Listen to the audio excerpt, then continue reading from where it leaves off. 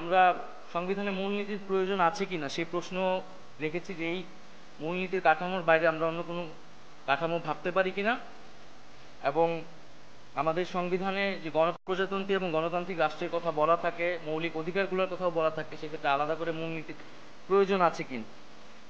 তবে আমরা মূলনীতির ক্ষেত্রে বলেছি যে আমাদের যে ৭২-এর মূলনীতি এছাড়া পরবর্তী সময়ে বিভিন্ন সংশোধনের মাধ্যমে যে দলীয় মূলনীতিগুলো প্রবেশ করানো হয়েছে সেই মূলনীতিগুলো বাতিল করতে হবে। সেই মূলনীতিগুলো আসতে পারবে না।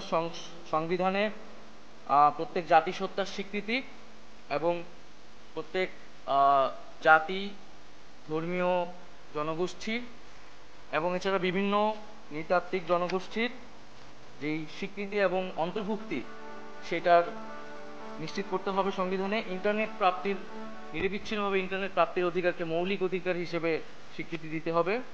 মৌলিক অধিকার আদালত দ্বারা বলবৎযোগ্য করতে হবে। তবে এক্ষেত্রে অর্থনৈতিক অধিকারগুলো ধারাবাহিকভাবে নিশ্চিত করা হবে।